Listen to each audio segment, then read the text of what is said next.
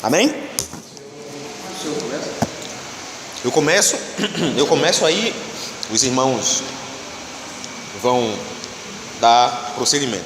Números capítulo 5, verso de 11 a 31. Cada um de nós iremos ler um versículo que diz assim. Verso 11: Disse mais o Senhor a Moisés: Fala, filho de Israel, dizendo: se a mulher de alguém se desviar e ser fiel, 13. de maneira que algum homem se tenha deitado com ela e for oculto aos olhos do seu marido, e ela estiver ocultando, havendo-se ela contaminada, e contra ela não houver testemunha, e não for surpreendida em flagrante. 14.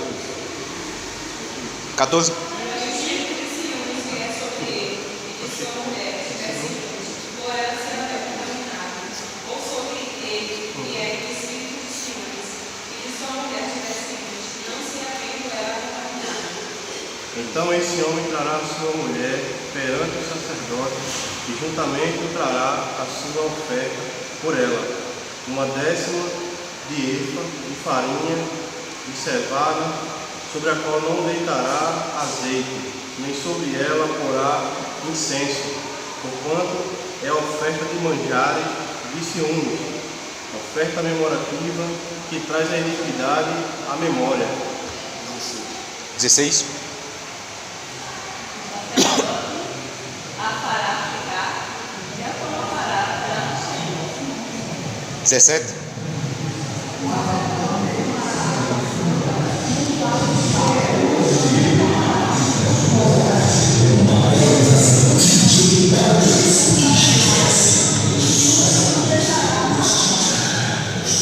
Dezoito.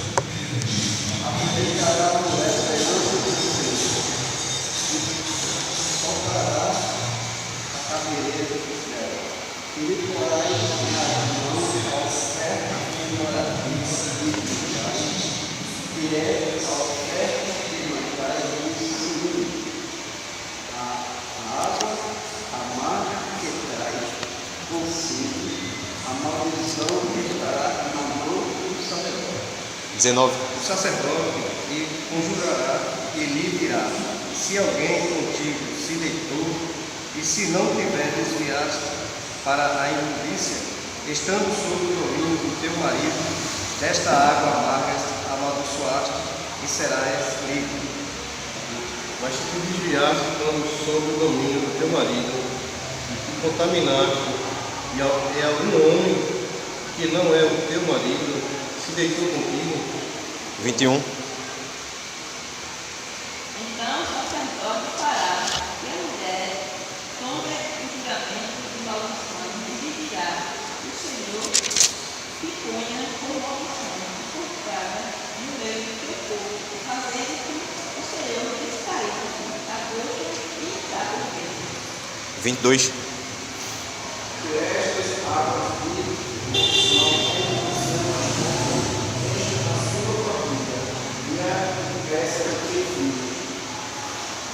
O sacerdote escreverá a maldição no livro e com a água amarga a apagará.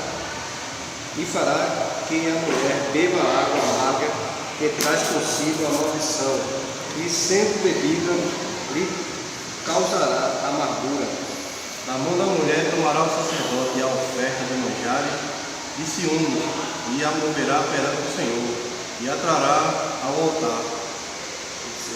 Tomará a cunhada da oferta de manjares, a oferta memorativa, e sobre o altar o queimará, e depois dará a beber a água à mulher. E havendo-lhe dado a beber a água, será que, se ela se tiver contaminado, e o seu marido tenha sido infiel, e ao seu marido tenha sido infiel, a água amaldiçoante entrará nela para a amargura, e o seu ventre se inchará e a sua coxa descairá. A mulher será por maldição no meio do seu povo. 28. E a mulher, se não tiver contaminada, mas estiver limpa, então será livre e Esta é a lei para o caso de ciúmes, quando uma mulher, sob o domínio do seu marido, se desviar e for contaminada. Ou quando sobre o homem vier o espírito de ciúme e tiver ciúme de sua mulher, apresente a mulher perante o Senhor e o sacerdote nela execute toda esta lei. O homem será livre da iniquidade, porém a mulher levará a sua iniquidade. Amém. Irmãos, a lei com relação ao adultério por parte da mulher. Se nós observamos, por várias vezes o versículo vai dizer aí, se isso acontecer. Essa lei é o que nós conhecemos por lei casuística, que é a lei condicional. Se isso acontecer, se fará isso. Se isso acontecer, se fará isso. Então isso aqui era uma lei casuística, que justamente tinha o objetivo de trazer santidade para o povo. Algo semelhante disso acontecia também na região da Mesopotâmia. O que é que acontecia? A pessoa que era acusada de adultério, isso na cultura mesopotâmia, a pessoa que era acusada de adultério, ela era pega, trazida e colocada diante de um rio. A pessoa fazia um juramento e depois ela era jogada no rio.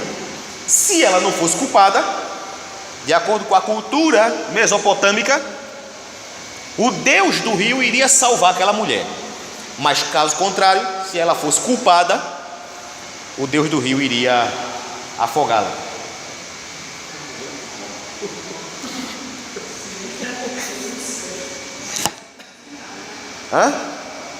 É o quê? Então você veja, isso era na cultura mesopotâmica. No povo de Israel, a maneira de tratar uma pessoa apanhada em adultério era diferente. Ele pegava o marido, que, como o texto vai dizer, que vinha sobre o marido um espírito de ciúme, e parece que hoje em dia tem muito espírito desse por aí, né? Não é? Não é isso? Até dentro da igreja parece que esse espírito está atuando, né? Então, quando vinha um espírito de ciúme sobre o marido, este pegava a mulher, levava até o sacerdote, e o sacerdote ia começar a justamente fazer os rituais para saber se aquela mulher de fato adulterou ou não. A mulher ela era colocada diante do sacerdote, ela era solto os cabelos dela. Por quê? Porque, como eu já falei, já ensinei aqui na igreja, uma mulher judia, ela não andava como vocês mulheres aqui andam, com o cabelo à mostra. Porque para uma mulher judia mostrar o cabelo na sociedade, ela estava desrespeitando o marido dela. Então, para a cultura judaica, uma mulher, ela não andava com o cabelo à mostra. Por quê? Porque era um desrespeito ao seu marido. Porque quem deveria ver o marido, o cabelo da sua esposa, era unicamente e tão somente o seu marido. Então era um desrespeito. Por isso que as prostitutas andavam com o cabelo à mostra. E aquela prostituta lá do Evangelho, o Evangelho vai dizer que ela enxugou os pés de Jesus com o seu cabelo. Então você veja que certamente quem andava com o cabelo à mostra era uma mulher que não estava debaixo da autoridade de um homem, seja pai, seja irmão mais velho, ou seja o seu marido. Uma mulher que não estava debaixo da autoridade de um homem, ela expunha o seu cabelo. Partindo dessa linha de pensamento, a gente entende aquela palavra que Paulo falou lá em 1 Coríntios capítulo 10, dizendo que a mulher, ela não pode justamente deixar de usar véu na igreja. Por quê? Porque as mulheres lá em Corinto, elas estavam deixando de usar o véu, principalmente quando foi ensinado para elas que agora elas eram livres em Cristo. Então o que foi que aconteceu? Elas entenderam que essa liberdade abrangia todos os setores da sua vida, de maneira que ela agora não estava mais usando o véu no culto e nem na sociedade.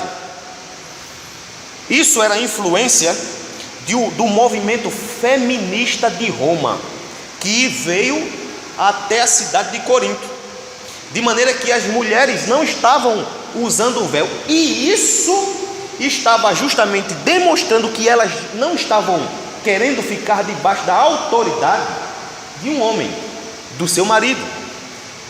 Então você veja, aqui o sacerdote pega e tira o véu dela e o cabelo dela fica à mostra.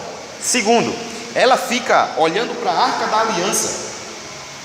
Terceiro, pega-se a água santa, como o texto está dizendo aqui, a água santa, e mistura com o pó do templo. Existia no templo lá uma parte que eles pegavam, extraíam o pó, misturavam na água, e depois de misturar na água, eles pegavam, os sacerdotes pegavam, escrevia a sentença, os pecados, numa folha daquele tempo, né, que era a folha era a pele de um animal que era usado para a escrita. Ele escrevia ali o pecado, depois derramava água e raspava a tinta e misturava na água, e pegava e dava para a mulher beber. O resultado disso é que, se a mulher ela tem culpa, ela ia sofrer os danos dessa maldição, que o texto vai dizer que o ventre iria inchar e a coxa ia descair. Como é que a gente pode entender essa questão da coxa descair? Como é que a coxa descai?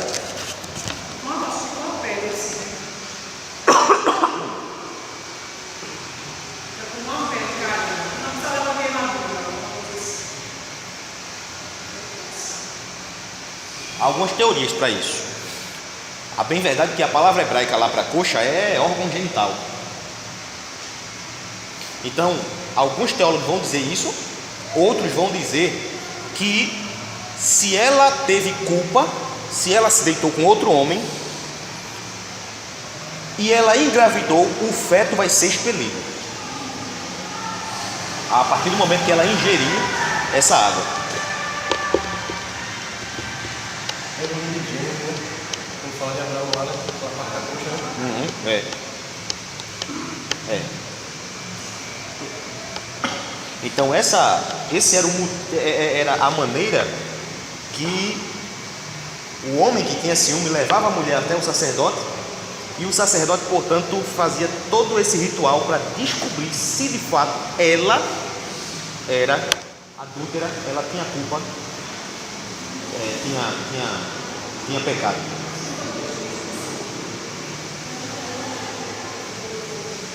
Sim?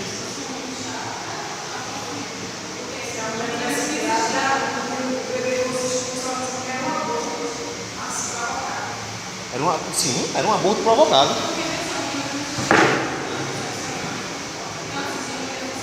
Era um aborto provocado. Era um aborto provocado, por quê? Por quê? Porque, veja bem. Viu? Por quê? Nós temos que entender que isso que seria um aborto provocado é justamente para mostrar que aquele filho ali não era do marido dela, era o fruto do pecado. Então, se isso acontecesse, se o ventre dela inchasse e fosse expelido isso de acordo com alguns historiadores, né, estava demonstrando que aquela mulher de fato cometeu aquele pecado, e a consequência daquele pecado foi que ela engravidou, e quando ela foi submetida a esse ritual, o feto foi expelido. Entende? Isso aqui era no Antigo Testamento. Entende? Era justamente a lei com relação ao adultério. Lei apodítica. Se isso acontecer, você faz isso. Aliás, lei casuística. Se isso acontecer, você faz isso. Então, meus amados irmãos, note que Era bronca, né? Para a mulher? Era bronca? Sim.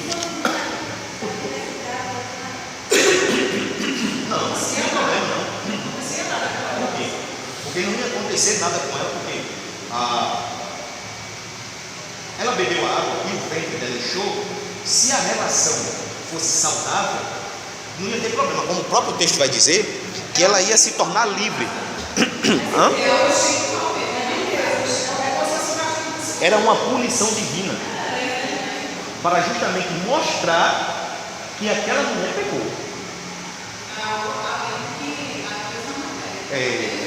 Sério? Que isso?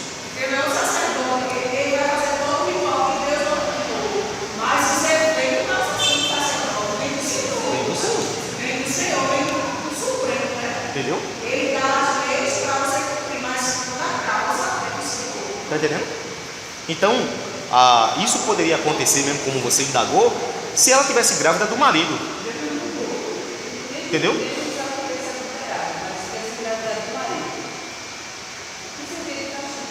O ventre inchar.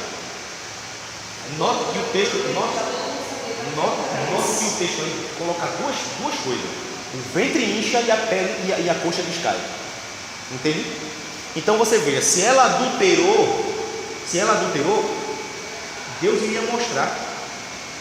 Entende? Por quê? Porque a partir do momento que ela ingerisse a água, e um detalhe, viu?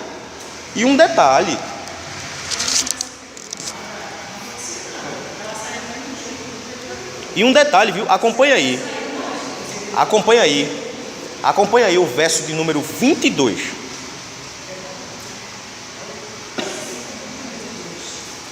Capítulo 5, verso 22.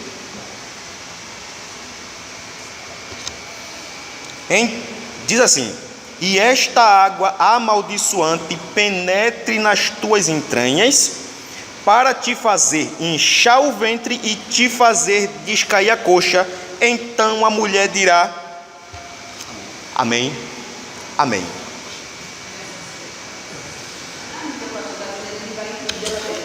Sim. Estéril. Será uma punição de Deus. Seria justiça. Hã? Isso seria justiça junto com o juízo de Deus ali. Mas tudo isso tinha o propósito de quê? Santificar o povo. A mulher pensa que pode nesse lado conhecer do marido, mas é comigo. Não, o marido não era. Entende? Por quê? Porque o marido ele sentiu esse ciúme e aí foi levar a mulher. A mulher era submetida aqui, só que o marido ele não iria ser punido. Entendeu? Em instância nenhuma. Entende? Só era só uma questão de cisma dele mesmo. Agora, se de fato isso tivesse acontecido, aí tudo isso acontecia na vida da mulher. O ventre inchava, a coxa descaía e justamente ela se tornava estéril. Entende? Entendeu? E se fosse ao contrário? Elas estão falando do marido. Se fosse o marido que traz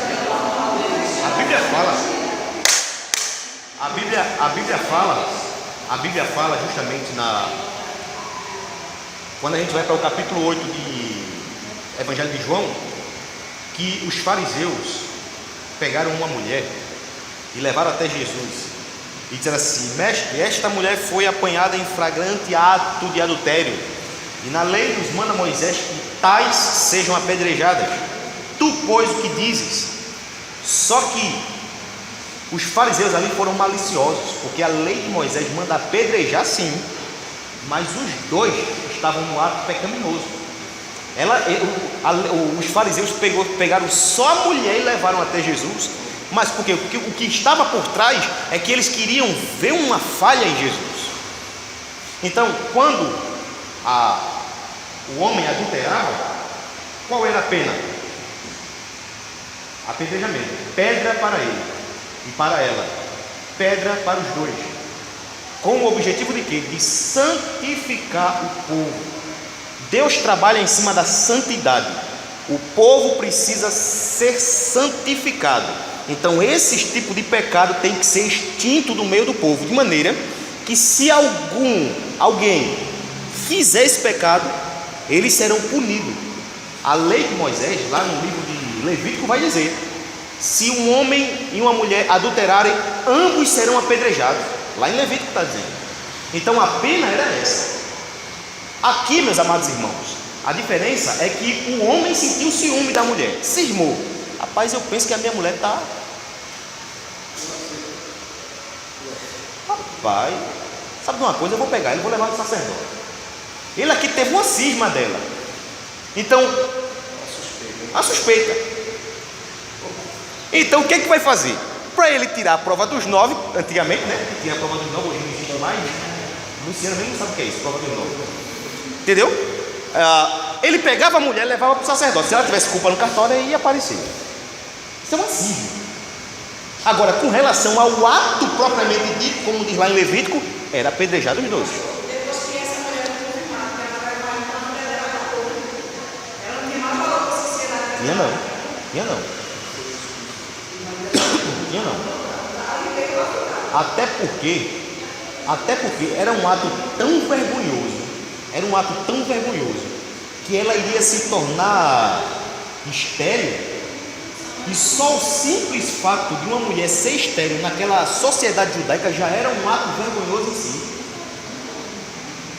O simples fato de aquela mulher, o simples fato de uma mulher ser estéril na sociedade judaica, naquele tempo, era considerada como uma punição de Deus. É por isso que você vai ver Ana, aperreada, querendo ter filho. É por isso que você vai ver no Novo Testamento Isabel, a mãe de João Batista, não é? Que eles estavam vários anos orando para ter filho. Por quê? Porque eles entendiam que a esterilidade era um ato punitivo de Deus. Então aqui era uma vergonha, porque o ventre inchou, a mulher, de acordo com alguns historiadores, expeliu o feto, e agora, por conta disso, o juízo de Deus sobre a vida dela foi que tornou ela estéril. Então, diante da sociedade judaica, ela iria estar de um jeito... Não ia estar aceita, não. Entende? Então, essa aqui era a lei casuística, em que Deus estabeleceu com o intuito de santificar o povo. Isso aqui era para trazer santidade para o seu povo. Está claro, irmão? Alguma dúvida? Alguma dúvida? Então vamos lá.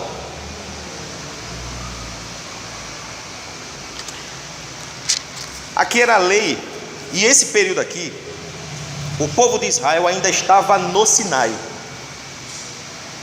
no monte, entende?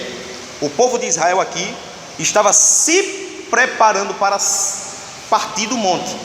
Aqui ele recebe, isso aqui é um paralelo, meus amados, com o Êxodo 20, que eles recebem a lei, que eles recebem a instrução de Deus, e agora eles estão se preparando para partir, para seguir, para ir de encontro àquela cidade que Deus tinha prometido.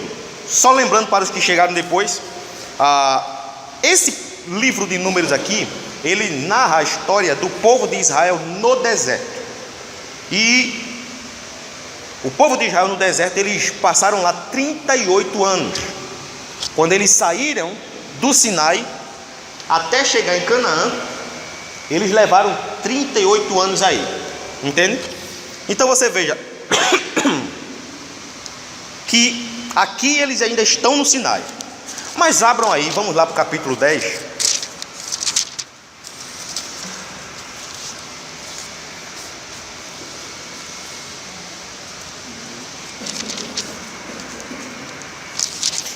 Antes de ir para o capítulo 10, irmãos, antes de nós irmos para o capítulo 10, acompanhe comigo aí o capítulo 9, que fala sobre a celebração da Páscoa.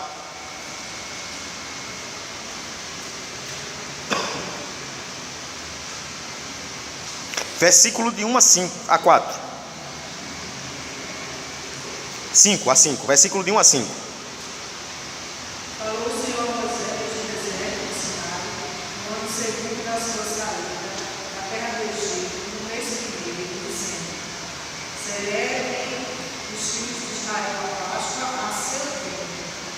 dia 14 deste mês, ao crepúsculo da tarde, a seu tempo a celebrareis, segundo todos os seus estatutos, segundo todos os seus ritos, a celebrareis. Disse Moisés aos filhos de Israel que celebrassem a Páscoa. Então celebraram a Páscoa no dia 14 do mês primeiro, ao crepúsculo da tarde, no deserto do Sinai, segundo tudo que o Senhor ordenara a Moisés. Assim fizeram os filhos de Israel. A celebração da Páscoa começa aqui.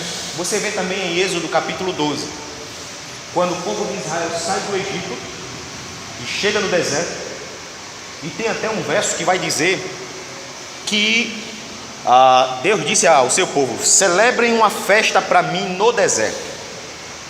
Então, o povo sai do Egito. Quando o povo chega no deserto, eles são ordenados por Deus justamente a celebrarem a Páscoa do Senhor, certo? Celebrarem a Páscoa. O que significa a palavra Páscoa, irmão?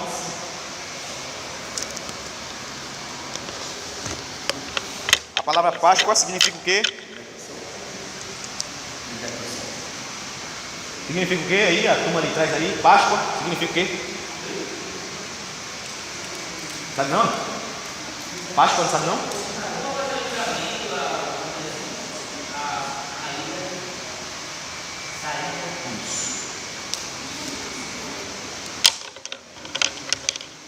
A palavra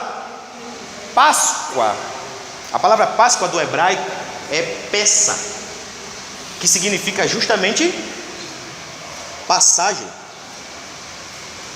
Então, o que ele está dizendo é que Deus fez com que o povo de Israel passasse do cativeiro no Egito para a liberdade. Essa passagem é o nome Pessa, que em hebraico e é traduzido como Páscoa. Entende? No capítulo 12 de Êxodo, você vai ver com mais detalhes.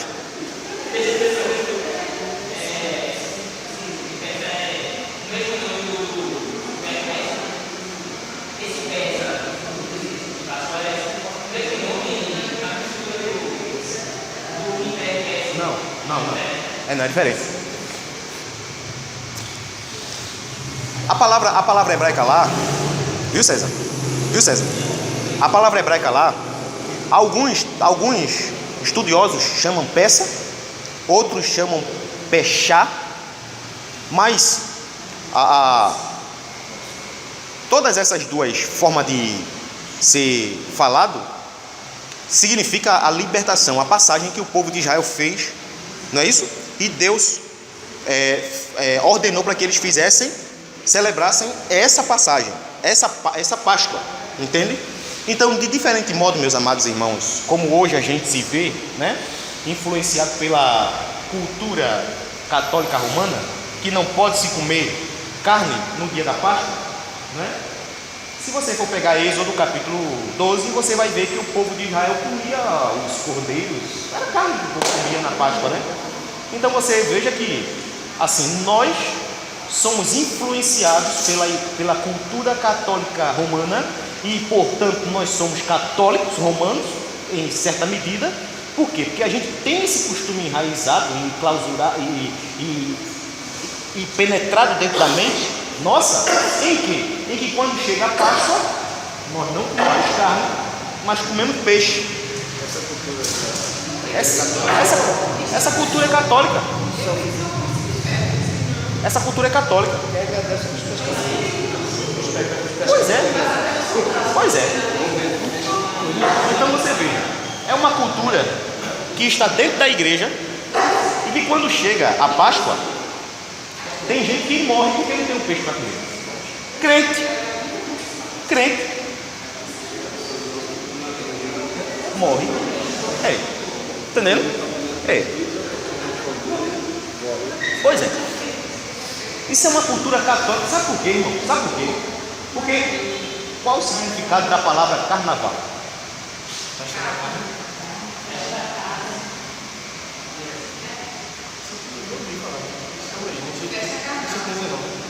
Por que festa carnal? Sim, mas por quê? Não. Sim, é da carne. Não, por quê? Por quê? É festa da carne.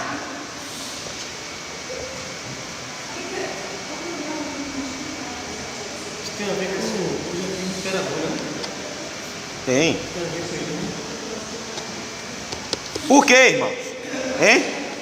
Porque as pessoas deixam que todos os deuses escolhidos eles apoiam, né? A primeira esse tempo, você sai essa disciplina. Isso aí. Da forma que eu quero ser o ano todo. Isso aí é o que descambou. Isso aí é o que desagou. É o resultado. Isso aí foi o resultado. Entendeu? Não. Antes da quaresma, eles lascavam de comer carne. E quando chegasse na quaresma, então, é do latim carnivalerium. Entende? Carnivalerium é do latim. Que eles comiam carne, eles empurravam carne até umas horas, mas quando chegava a quaresma, aí opa, freou. Aí vai passar aquela quaresma, que quaresma é o que, irmão? Passar aqueles 40 dias sem comer carne. Por quê? Porque a Igreja Católica vai dizer que nós não podemos comer carne, porque a carne de Cristo foi sacrificada na cruz do Calvário. E era 40. A quaresma é 40 dias. Nós fomos em era pequena, quando eu era pequena, era assim que acontecia. É. Se comer carne, na sexta-feira santa, não comer carne, não existia. É isso aí. Hoje em dia não come 40 dias. Você está entendendo? Entendeu? Agora só que. Agora, César, eu faço uma pergunta. Tá certo, a gente tem que deixar de comer carne para comer peixe, mas peixe não carne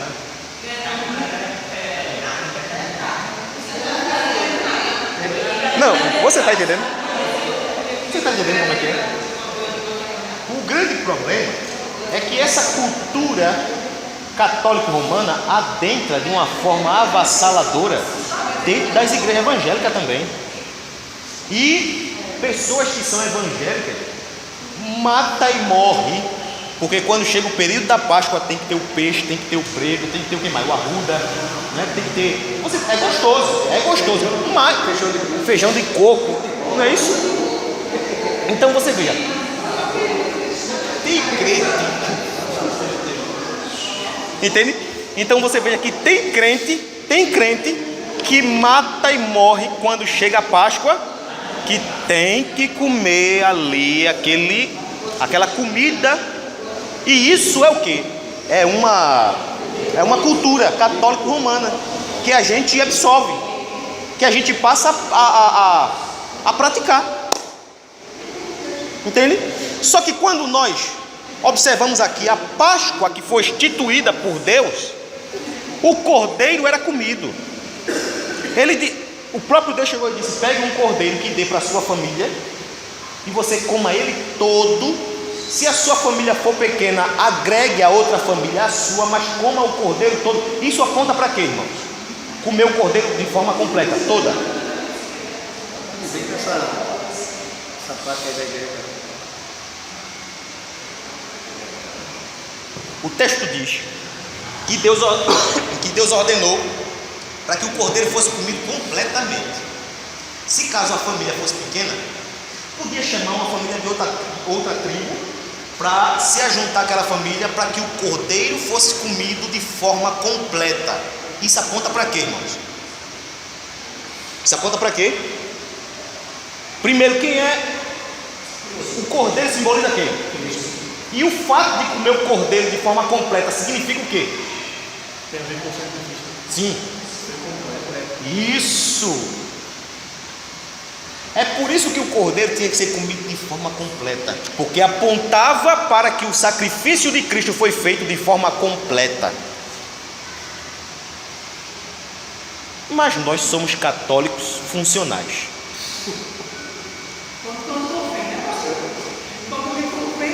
Entendeu? Entendeu? Peixe é bom. Eu gosto de peixe. Entendeu? Peixe tem vitamina. Peixe tem vitamina. Mas o simples fato de quando chega a Páscoa eu dizer, não, eu não posso comer carne não porque é pecado, eu vou comer peixe, nós estamos se tornando católicos. Nós estamos se tornando católico romano, só em diocese diferente.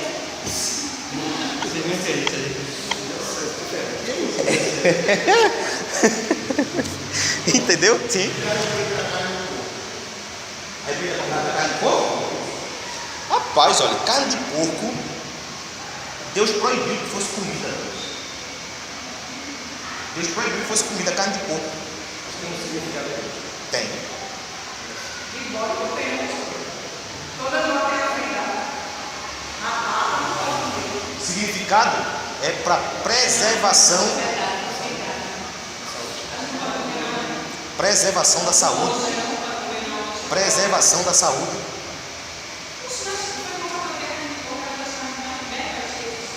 Mas aquele jogador do esporte morreu porque comeu carne de porco.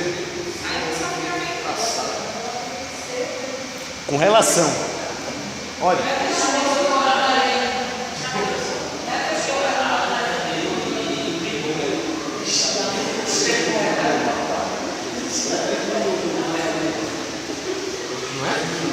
não é?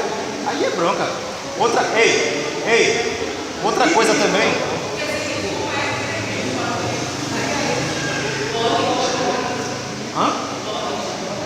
A carne de porco, o bode tá escrito também, né? Para preservação da saúde, a carne de porco, né?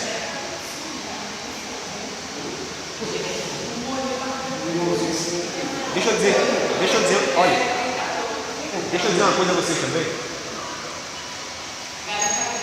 Por que Deus proibiu também comer camarão?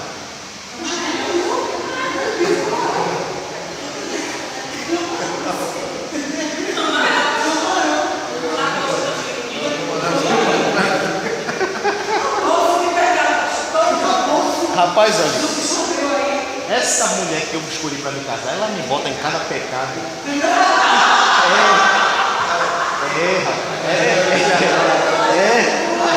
mulher que eu detesto.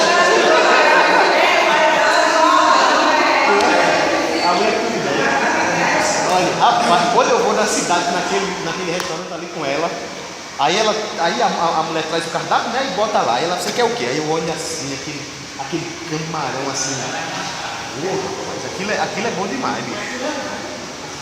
Menino com suco de uva feito na hora, César. Meu amigo. Mas o camarão servia como um filtro do mar. E de água doce. E de água doce também. E aí, mano?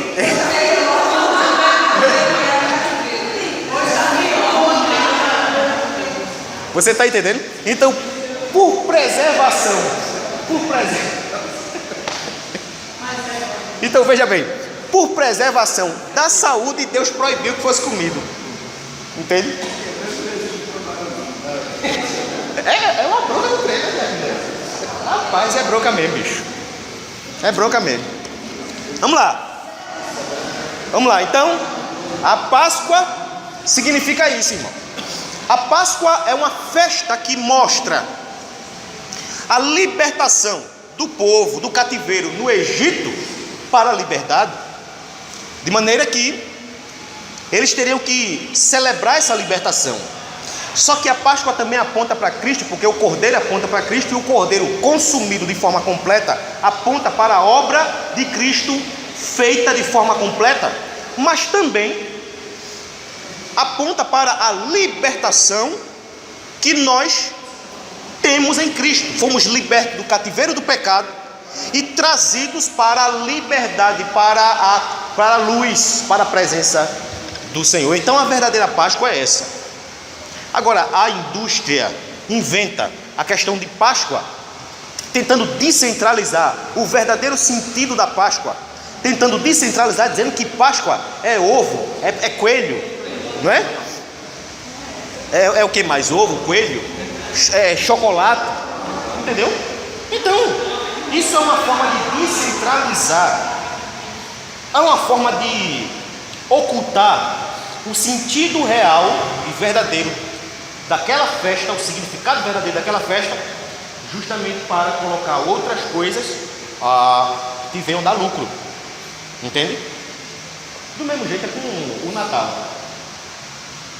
O Natal, irmãos, o Papai Noel,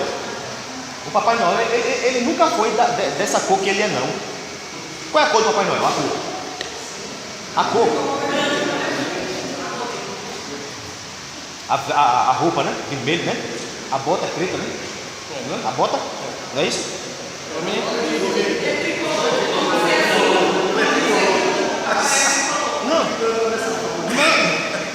Não, mas se fosse por esse sentido, estava bom, mas não é. Sabe, o Papai Noel, quando o Papai Noel foi criado, ele não era vermelho não. Ele era verde, depois passou a ser marrom, e agora ele era verde, passou a ser marrom, e agora é vermelho. Por quê? Porque ele é, podemos dizer, o garoto propaganda da Coca-Cola.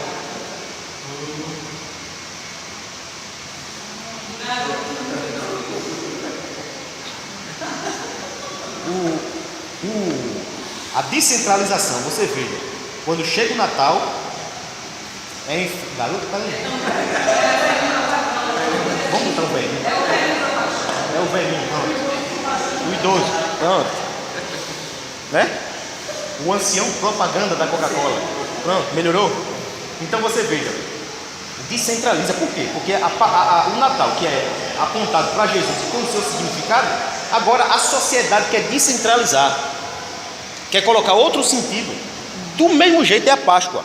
Tem um significado, mas a sociedade quer colocar outro significado, outro sentido, que não é o sentido original, que não é o sentido bíblico. E infelizmente, muitos crentes se envolvem nesse novo sentido que a sociedade ela dá. Mas aqui, meus amados, o texto vai mostrar claramente que o sentido da Páscoa é exatamente a libertação que Deus operou na vida do povo. Deus libertou o povo, trouxe para o deserto, não é isso? E ordenou para que o povo viesse a celebrar a Páscoa, a libertação, lá no deserto, com os elementos que Deus, ele, portanto, ordenou, que é o cordeiro, que aponta para Cristo. Esse cordeiro sendo consumido completamente aponta para a obra expiatória que foi feita de forma completa por Cristo na cruz. E trazendo para nós é aquilo que Paulo vai falar lá em 1 Coríntios 5, que Cristo é o nosso cordeiro pascal, não é? Por ele nós temos a libertação dos pecados. Por ele nós fomos libertados do domínio do pecado. E vivemos na luz, na liberdade agora. Ok? Aí vem o capítulo 10. Capítulo 10 e 11. Capítulo 10 e capítulo 11. Mas nós vamos ver o capítulo 10 primeiro, que narra justamente a história da saída de Israel do Monte Sinai. É aqui que o povo de Israel sai do Monte Sinai. Eles partem aqui. E o livro de Números vai narrar toda a história, tudo o que se passou com o povo no deserto. Ok? Vamos lá de novo? Cada um lê um versículo até o verso 28. Capítulo 10, verso 11. De 11 a 28.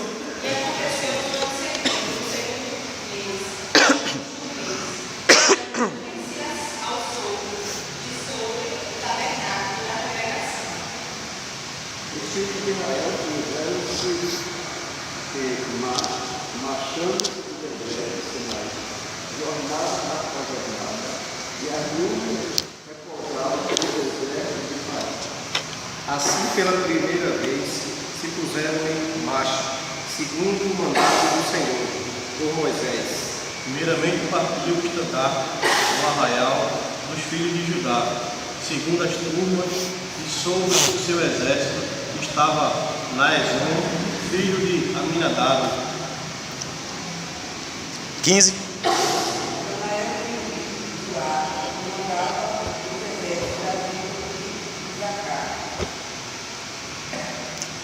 16. Sobre o exército da tribo dos filhos de Zebulon, filho de Então desarmaram o tabernáculo e os filhos de Gerson e os filhos de Merari partiram, levando o tabernáculo. Depois partiu o estandarte do arraial de Ruben, segundo as suas turmas, e sobre o seu exército estava Elisur, filho de Zedeur. 19.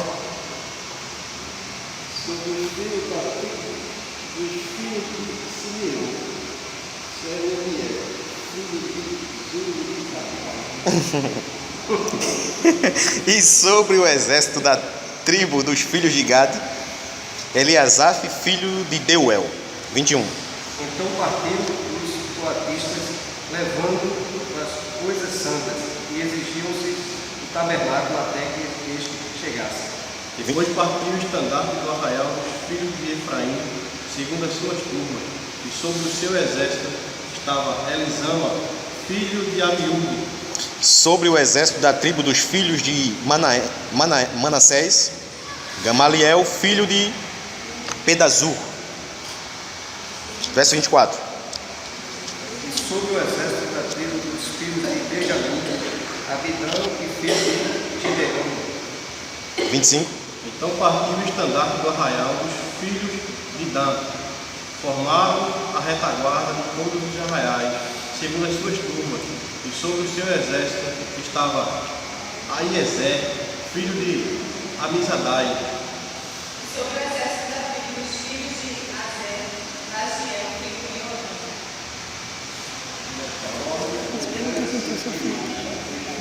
Deixa eu terminar a leitura.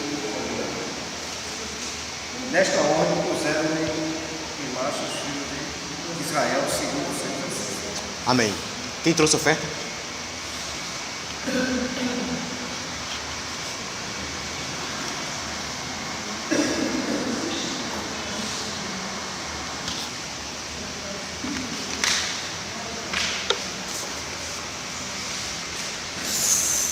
Foi daqui que eles saíram rumo a Cádiz e depois a Canaã. Note que o interessante, meus amados irmãos, é que quando a gente vê no Antigo Testamento, principalmente com relação ao povo de Israel no Pentateuco, que diz que eles levantaram o tabernáculo, levantaram a tenda, é justamente uma linguagem que fala de que eles vão seguir caminhada. Então note que tudo isso aconteceu por mandato de Deus. Por quê? Porque eles agora já tinham a lei, eles agora já tinham as tábuas da lei, e era tábuas da lei que ia guiar eles, não é isso? E principalmente no lugar onde eles iriam chegar, que era em Canaã. Como eu já falei aqui, Canaã, meus amados irmãos, era uma localidade em que Deus próprio prometeu dar aos descendentes, os seus filhos. Mas só que em Canaã existiam vários povos em Canaã, e aí a terra de Canaã era considerada uma terra que dentro dela tinha cidades-estados. Cada prefeito fazia a função de um governador. Por isso que as cidades de Canaã eram consideradas também estados, porque elas tinham autonomia sobre si. O Egito só fazia manter a paz nessa cidade. O Egito só fazia manter a paz nas estradas. Mas o Egito em si não se importava com a forma de administração que acontecia dentro da cidade de Canaã. Cada governador tinha a sua autonomia para trabalhar. Entende? O que o Egito queria era somente manter a paz.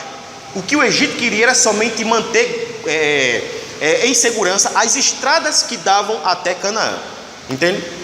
Mas já é nesse cenário que o povo de Israel vai chegar lá. Um cenário onde já tem pessoas lá. E aqui mesmo no livro de Números, nós sabemos que Moisés vai enviar espias, né, para ver como é que é a terra, tudinho. E Por quê? Porque o objetivo era chegar lá, uma promessa de Deus, chegar lá. E eles chegaram. E eu já quero adiantar que, mesmo lá em Canaã, tendo todos esses povos, mas existia cultos lá que Israel não poderia se misturar. Israel não poderia exportar a adoração deles. Israel não poderia pegar elementos desse culto pagão para ser introduzido dentro da adoração a Yahvé. Por isso que o manual foi a lei. E meus amados irmãos, deixa eu dizer uma coisa assim. A quantidade de leis que existiu foram 613. Nós conhecemos somente os 10 mandamentos, né? Mas, e tem gente que nem conhece, né? Porque se eu disser assim, vamos recitar os 10 mandamentos, não é? Tem gente que nem conhece. Essas 613, né? 613. Tem ela observada em algum livro, isso detalhadamente que ele possa. Tem um livro muito bom chamado A Ética do Sinai, que trata justamente dessas leis, entende? Então você veja que está tudo aí. As leis para justamente reger o povo de Deus. Dentro da Bíblia Ela está de forma distribuída. Mas nesse livro sul-americano Ele vem organizando direitinho, entendeu? Então você veja que nós conhecemos só alguns de ler e outros de ouvir os 10 mandamentos. Mas a lei de Deus não é resumida só nos 10 mandamentos. São 613 leis que o povo de Israel deveria obedecer, observar, porque assim estaria agradando a Deus, principalmente quando entrasse na terra de Canaã. Nós vamos trabalhar isso no Deuteronômio. Mas é aquele famoso versículo, né, que eu sempre cito aqui: o homem não vestirá roupa de mulher, nem mulher vestirá roupa de homem.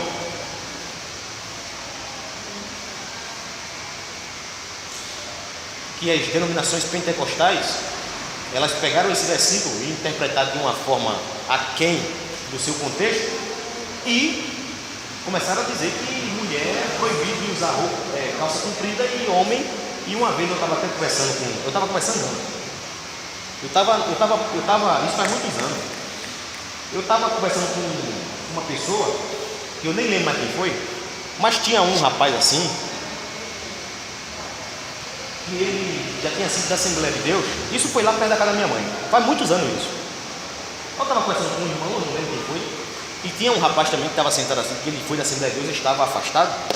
Aí ele disse assim, o crente, ele disse, o rapaz, né, que estava afastado: o crente verdadeiro é aquele que só usa roupa social. Eita!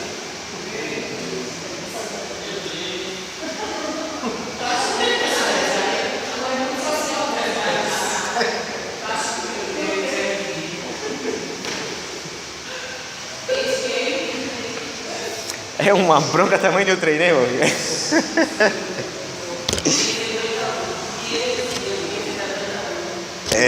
Aí você veja, é uma má interpretação que fazem desse versículo.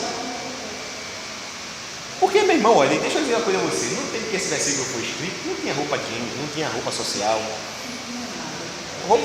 Roupa jeans é roupa jeans é uma invenção dos Estados Unidos. Entende? Roupa jeans, calça jeans feminina. O quê? Saia jeans feminina, é tudo uma criação americana. Então não existia naquele tempo, existia só um modelo de roupa que o que diferenciava do homem e da mulher, às vezes, era a quantidade de cores. O que diferenciava, às vezes, do homem e de uma mulher era a quantidade de cores. Entende? Esse povo que era dessa forma, só fez esse rapaz. É gritante aí a certeza de que ele não ia falar. E ele lê, mas de uma forma, mas é aquela questão. Quando a gente lê a Escritura, a gente bota lentes. Agora, que tipo de lente você está usando para ler a Escritura? A questão é essa. Isso, entendeu?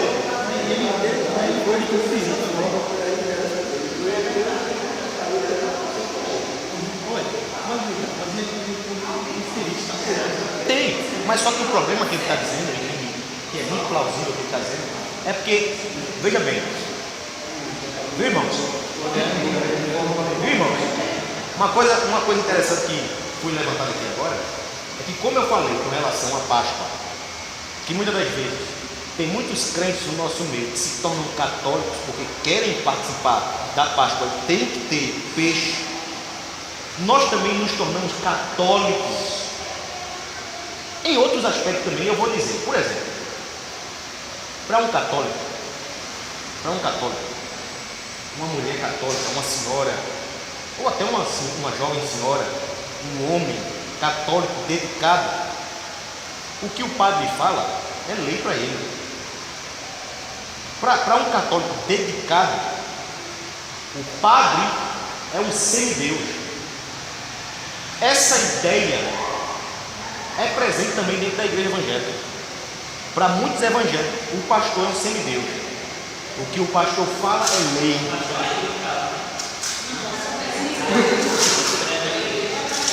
Não, mas mas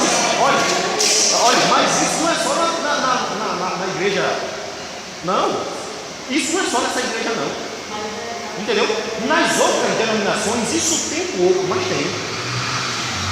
Nessa igreja aí tem de forma abundante, né? Mas nas outras igrejas pensou?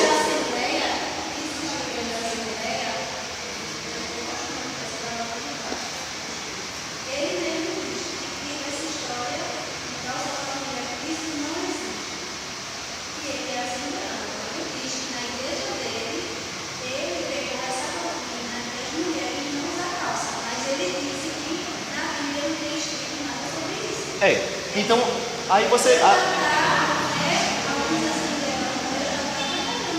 Aí você vê, com essa questão que o Diácono Geraldo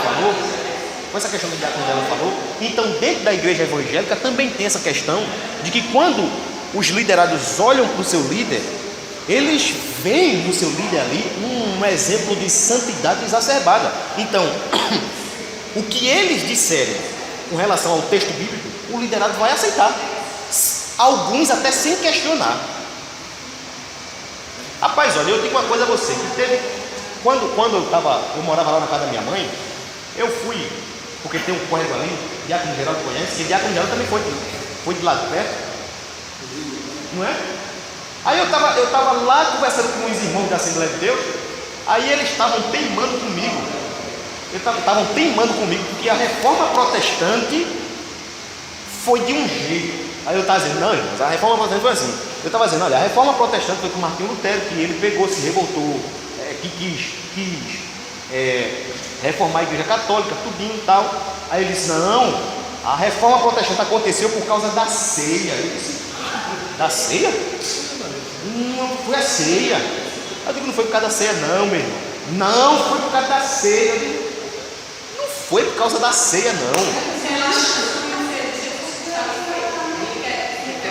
A ceia. Sim, a ceia. Ele estava dizendo que o ponto de partida foi a ceia. Eu digo, não foi. Aí,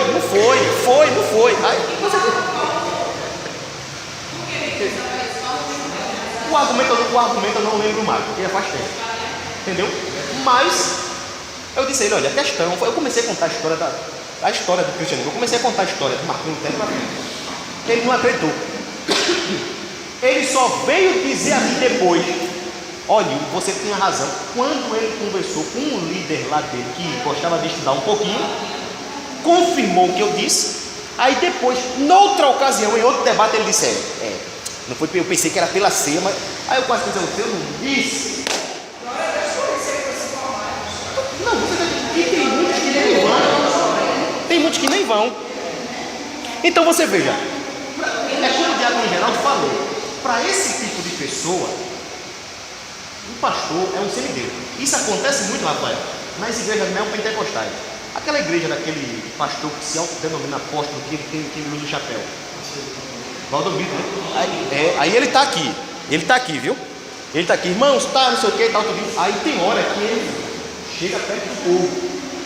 Tem hora que a divindade chega perto da plebe. A divindade chega perto dos pecadores. Aí o camarada que está lá com... Cadê? Dá uma folha de papel aí.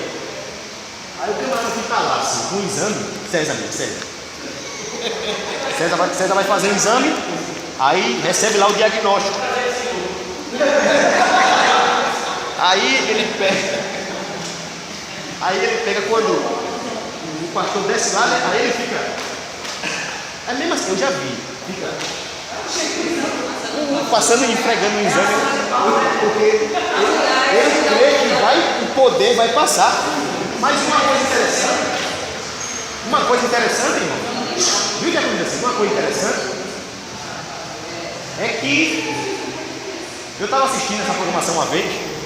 Aí o camarada pegou, esse pastor pegou. Aí, não somente ele, mas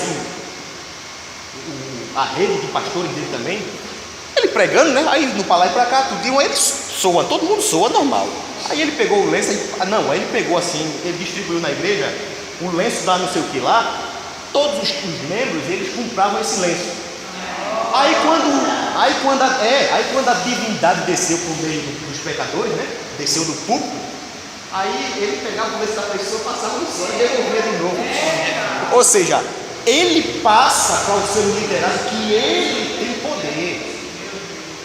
Com isso, ele está passando que ele tem poder. Aí os liderados, os irmãozinhos, vai passar o exame, pega o lenço que ele enxugou o suor, o lenço que ele enxugou a baba, entendeu? Aí pronto. Você está entendendo? Então você veja, o que é isso senão um catolicismo diferente do católico romano? Só não tem o nome católico romano, mas tem católico evangélico. Pronto.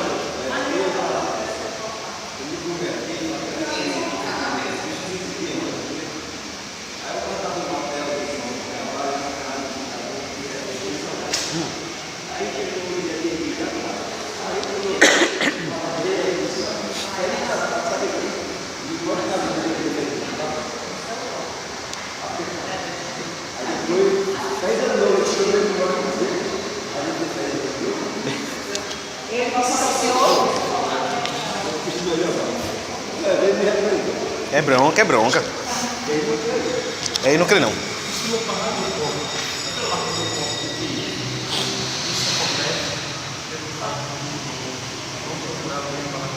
Também. É aquilo que eu lhe falei. O que ele diz lá na frente é lei. É inquestionável. Aí a gente remonta para a Igreja Católica, eu não lembro bem agora o ano, mas teve um concílio que a Igreja Católica aceitou o Papa como infalível. Quando o Papa, escuta aí, quando o Papa senta no trono e diz ex cátedra, ali o que ele disser tem o mesmo peso da Escritura.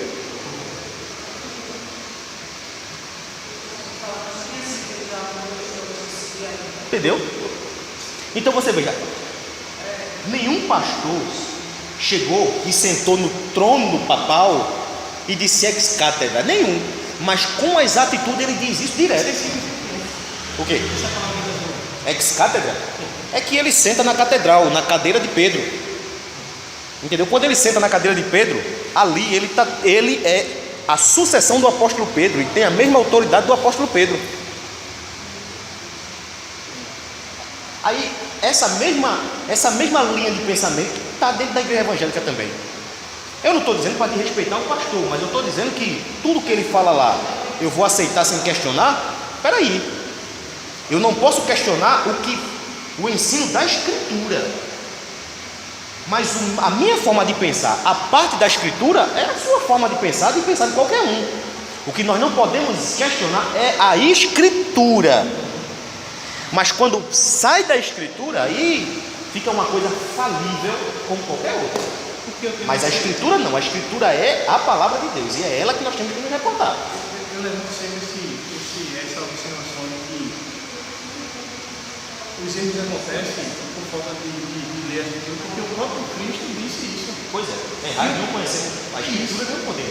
Porque ele mesmo disse isso, ou seja, a pessoa que conhecer a Escritura, ela só vai errar se ela quiser continuar no erro, pois que ela é clara em mostrar os erros. Pois é.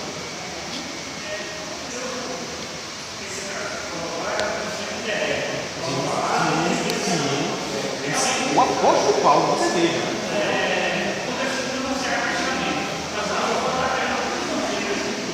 Exatamente.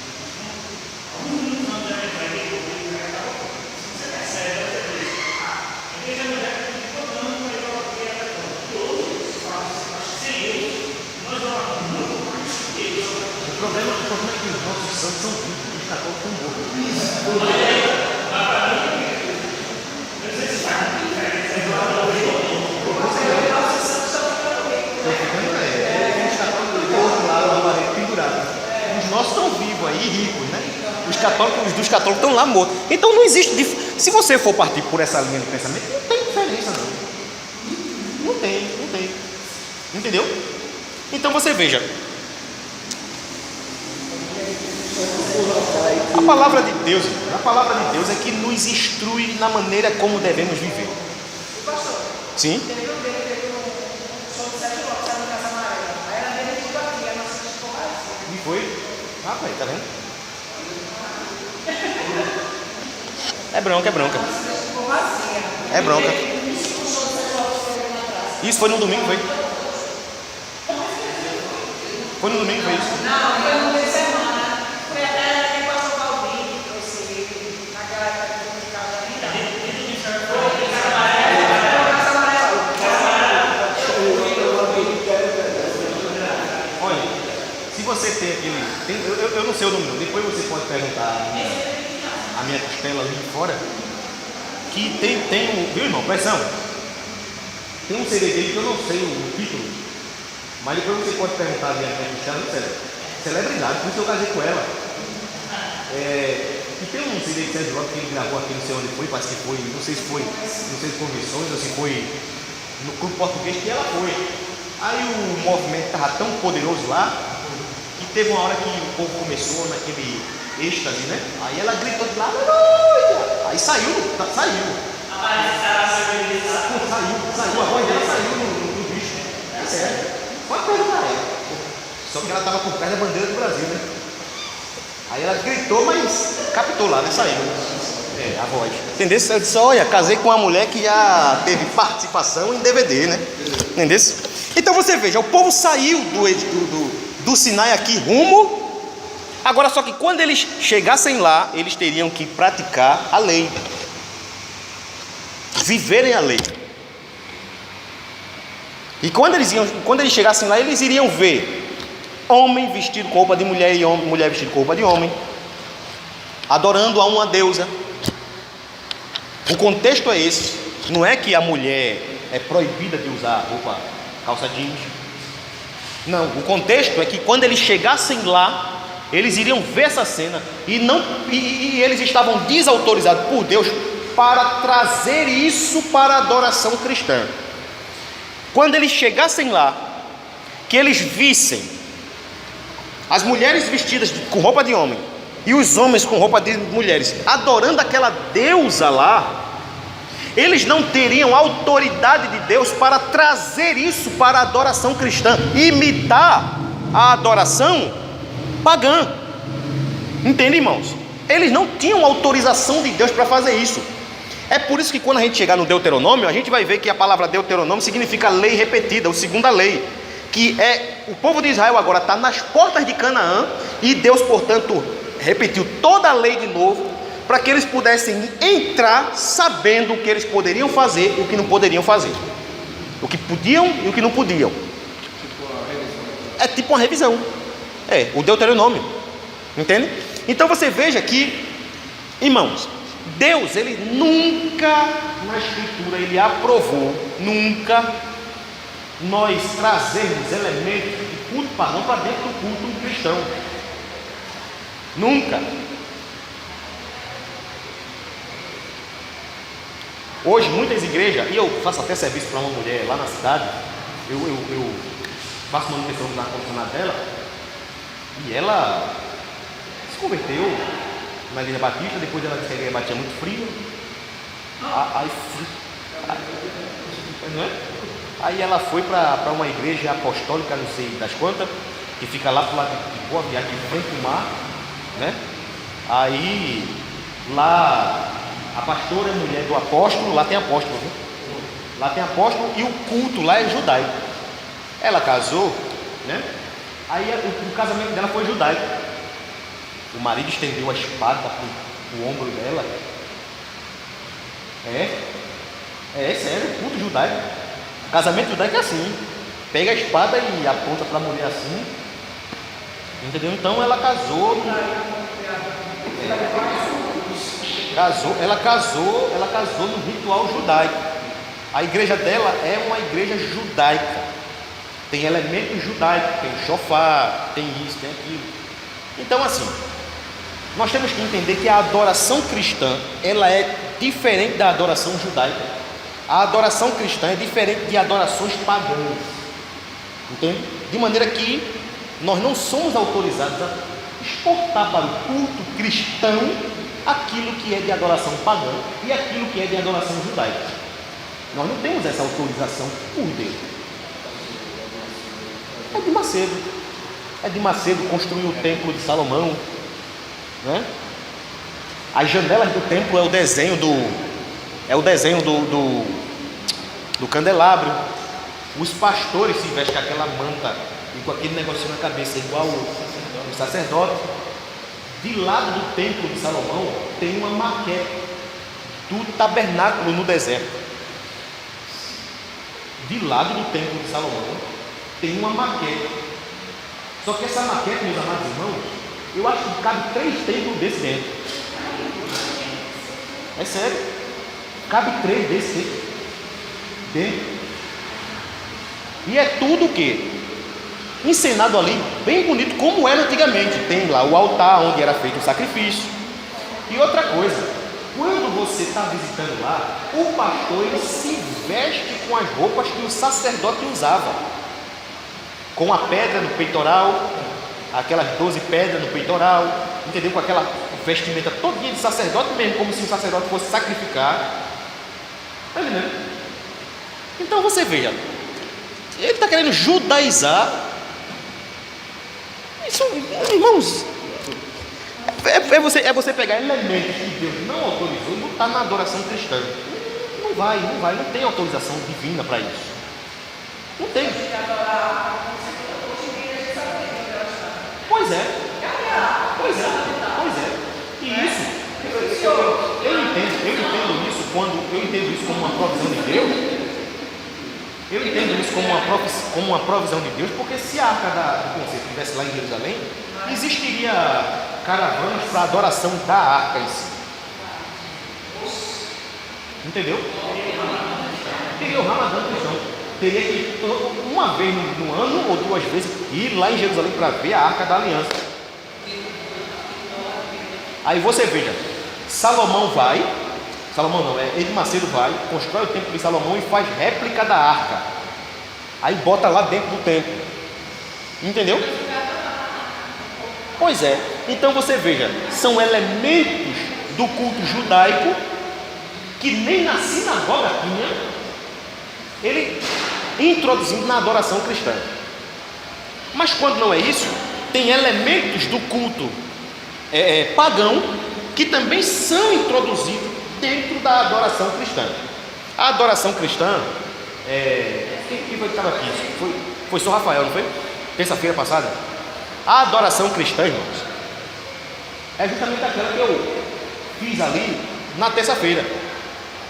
Se você coloca ou tira, entendeu? Se você tira algo daquela liturgia, você está mutilando o culto. Se você acrescenta, você está profanando o culto. Por quê?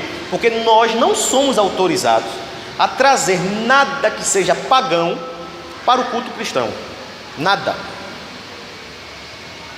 Entende? Não pode acrescentar, nem pode diminuir. Nem pode acrescentar, nem pode diminuir. Eu estava falando aqui na escola dominical, viu, irmão? A gente tem um costume. Mas eu estava falando aqui na escola dominical que, por exemplo, no nosso cantor cristão tem o hino do Brasil. Mas o hino do Brasil não serve para ser cantado no culto ao Senhor no dia de domingo, não serve. O hino do Brasil não. Por quê? Por quê? Ele faz idolatria. E sem contar que o culto é uma exaltação a Deus. Então, se o culto é para exaltar a Deus, e nós temos que ter na nossa mente que Deus é que tem que se agradar do culto e não nós, porque nós fazemos o culto para que nós venhamos nos sentir bem e nos agradar. Mas isso é uma perspectiva que está errada. O culto tem que agradar a Deus, porque Deus é que assiste, nós é que prestamos. Nós temos uma palavra de dizer assim: vamos assistir o culto. Isso está errado. Nós vamos prestar culto a Deus. Deus ele vai assistir. Deus ele vai contemplar. Esse culto deve estar de acordo com os parâmetros que ele instituiu na Escritura. Entende?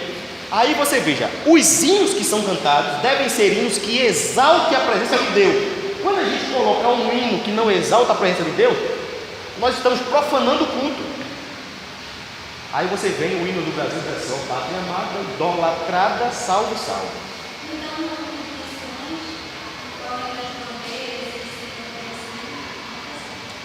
Se a conferência missionária for feita 2 dias, isso pode ser feito no sábado. A entrada das bandeiras. Porque quando chega no domingo, no domingo, irmão, a Bíblia nos ensina, a palavra de Deus nos ensina que no domingo o culto deve ser dedicado exclusivamente a Deus. Entende? Tem que ser dedicação exclusiva para Deus. E se é dedicação exclusiva para Deus, tudo que acontece no culto, no domingo, tem que ter apoio bíblico. Entende? Então você veja, tudo que acontece no culto no domingo deve ser em exaltação a Deus. Porque é aquilo que eu já ensinei. Você estava também, né? Agora não lembro, você estava. Nós adoramos a Deus no domingo e adoramos a Deus no primeiro dia da semana. Adoramos a Deus no domingo, por quê? Porque foi o dia que Cristo ressuscitou. Então, o povo de Deus que se reunia antes no sábado, passou a se reunir no domingo, por quê? Primeiro porque foi o dia que Cristo, nosso Senhor, ressuscitou. E nos reunimos no domingo, porque o domingo é o primeiro dia da semana, e isso fala da primícia da nossa adoração a Deus.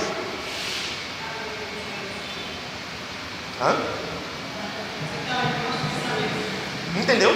Então é a primícia da adoração a Deus que é feita no domingo. Primícia não está relacionada só ao dízimo. Eu vou dar a primícia do meu dinheiro a Deus, é o dízimo. Mas primícia não se resume somente a dízimo. Primícia se resume a nosso tempo, a nosso culto, a dízimo. Entendeu? Primícia é de uma forma abrangente. Vai tanto o dízimo como o culto ao Senhor.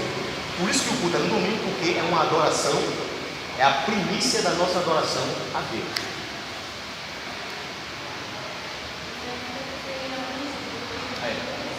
Entendeu? Terminou, foi Diácono Geraldo? Aqui só um trechinho que nós vamos ler, só fazer um rápido comentário para a gente terminar. Capítulo 11, versículo de 1 até o versículo de número 9. Capítulo 11, verso de 1 a 9. Só para a gente fechar essa parte.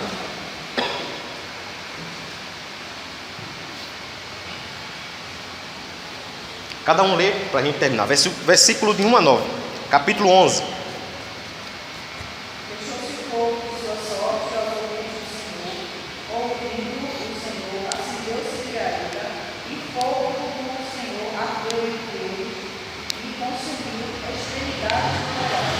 Quando houve clamou a Moisés, e orando este ao Senhor, o fogo se apagou. Ele que chamou aquele lugar Tabera, porque o fogo do Senhor se acenderá.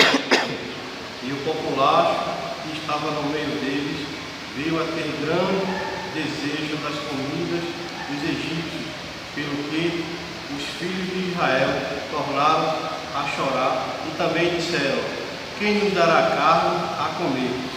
Damos os peixes que no Egito comíamos de graça, os pepinos, os melões, os alhos silvestres, as cebolas e os alhos. 6. Mas agora perdemos o prometido, e não tomaremos nada, a não ser o ferro e maná, a não ser este maná.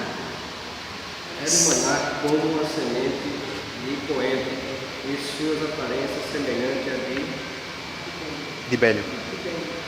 Pagava-se um pouco, um colírio, e moinhos que moíam como nós pisados, e panelas de cozinha, e dele fazia pão. O sabor era como bolo amassados com azeite. 9. Quando de noite descia o orvalho sobre o arraial, sobre este também caía o maná. Isso. O texto começa dizendo: queixou-se o povo. O povo começou a reclamar. O povo começou a reclamar. A situação se agravou. A situação se agravou quando o texto vai dizer que um popular, de acordo com as versões atualizadas, né? Um popular. Isso significa, irmãos, que quando o povo de Israel saiu do Egito, alguns egípcios que estavam lá também aproveitaram e saíram no meio do povo. Quando o povo de Deus saiu do Egito, pessoas que não eram do povo de Deus aproveitaram e também saíram do Egito e permaneceram no meio do povo de Deus. E essas pessoas, quando viram a situação do deserto, começaram a lembrar dos peixes, não é isso? Das verduras do Egito. E essa lembrança levou o povo de Israel a murmurar contra Deus também. O que é que a gente entende? Veja o perigo de ter pessoas não crentes no meio do povo.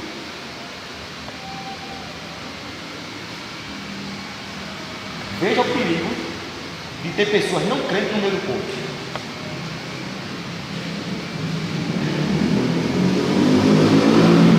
Eles não vão entender o trabalhar de Deus, eles não vão entender a obra de Deus e ainda vão contaminar alguns para também não entenderem a forma que Deus trabalha.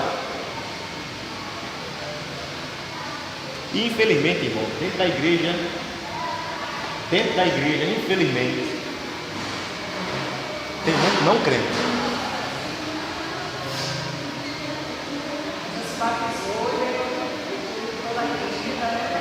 Aí fica remungando, fica isso, fica aquilo, fica questionando tudo, fica dizendo que tudo está errado e que não sei o que não é assim.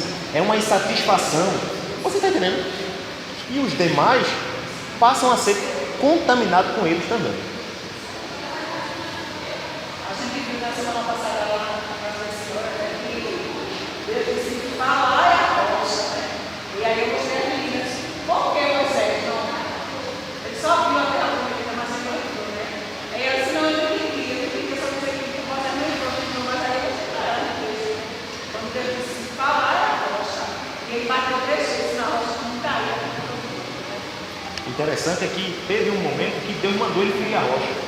Mas teve outro momento que Deus mandou ele falar. E foi nesse momento que ele, estressado, meteu o cajado na rocha, não deixou de sair água não, saiu. Mas o preço foi alto, porque ele não entrou na terra. Entende? Então você veja, aqui o texto está dizendo que um populacho que estava no meio do povo veio ter grande desejo daquilo que comiam no Egito.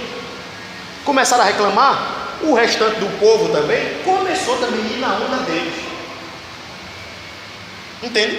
Ou seja, um grupo de pessoas que não pertenciam ao povo de Deus estavam no meio do povo de Deus e estavam contaminando o povo de Deus.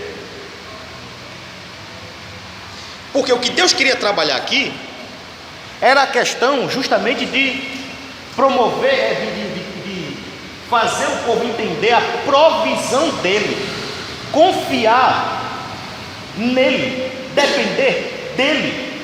Então, quando o maná vinha do céu, as codornas vinham do céu, isso era uma forma de Deus trabalhar o povo, para que o povo viesse a confiar na provisão de Deus. Só que esses que não eram do povo de Deus, que não conheciam a Deus, que reclamavam, levaram outros também a reclamar.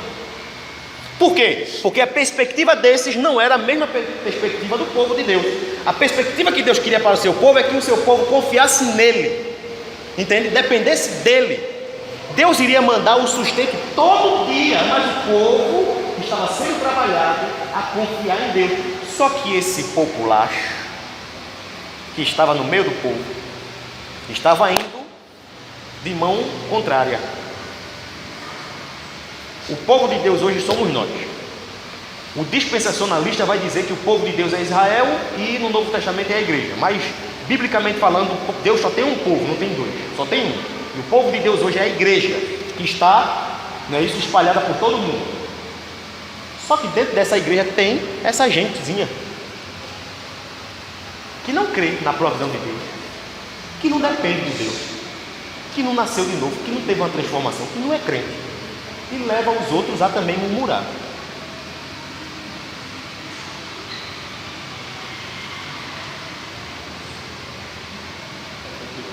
É uma bronca tamanho de um trem, né? Mas mesmo assim Deus supriu a necessidade do seu povo, e com esses que não foram transformados por Ele, que levam o povo a pecar contra Deus, no pecado de murmuração, Deus trata com eles. Deus trata com eles, entende? Porque o que Deus quer, o que mudou aqui, irmãos, foi só a época. Mas hoje também Deus nos ensina a depender dele. Está faltando alguma coisa? Tá, mas eu dependo dele. Creio que ele vai suprir. O que mudou foi a época, mas o Deus é o mesmo. O que mudou foi a época, mas o povo é o mesmo. E dentro do povo de Deus tem populacho que tenta levar alguns a murmurarem e a duvidarem do poder de Deus. E com esses, Deus vai tratá-lo.